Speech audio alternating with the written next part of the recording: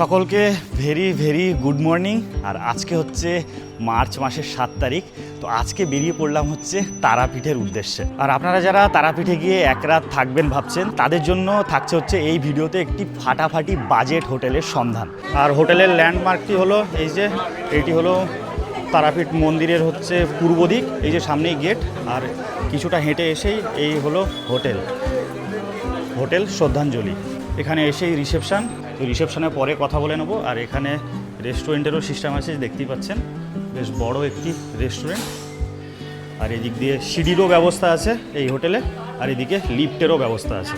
আজকে আমাদের রুম হচ্ছে এই যে 202 নম্বর রুম, সেকেন্ড ফ্লোরে। তো এখানে যা দেখা যাচ্ছে একটি ডবল বেড রয়েছে। আর আপনারা চাইলে এখানে কিন্তু অ্যাডাল্ট 3 জন কিন্তু আরাম করে শুতে পারবেন। এখানে ব্ল্যাঙ্কেট দেওয়া রয়েছে, সঙ্গে এসি রয়েছে, ফ্যান।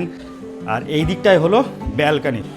এই যে এদিকে কনস্ট্রাকশনের কাজ চলছে বলে তিরপল দেওয়া আছে। আর এই নিচে হচ্ছে রাস্তা, এই সামনেই এই পোস্টারটাতে গার্ড হচ্ছে, সামনেই হচ্ছে মন্দিরের পূর্ব দিকের গেট। এটাই হলো ল্যান্ডমার্ক, একদম গেটের পাশেই। তো এই হলো 203 নম্বর রুম। তো এখানে 4 বেড রয়েছে, বিশাল বড় একটি বেড, আর সেম একটি ব্যালকনি রয়েছে। চলুন একবার দেখিয়ে দিই। এই হলো ব্যালকনি থেকে রাস্তা। এই শ্রদ্ধাঞ্জলি হোটেলের 3rd ফ্লোরে একটা সুপার ডিলাক্স ফাটাফাটি একটি রুম আছে। আর 305 নম্বর রুম, এটি হলো সেই রুম। আর রুম খুলেই আপনারা দেখতে পাবেন এরকম বড় একটি জায়গা, আর ফল সিলিং করা আছে, দেখুন একবার দারুণ। আর রুমের গেট হচ্ছে এটি। তো রুমে প্রবেশ করেই বিশাল বড় রুম, বিশাল বড়। এখানে ঢুকেই আপনারা দেখতে পাবেন একটি বিশাল বড় বেড, ডবল বেড, কিন্তু আপনারা এখানে 3 জনা আরাম করে থাকতে পারবেন।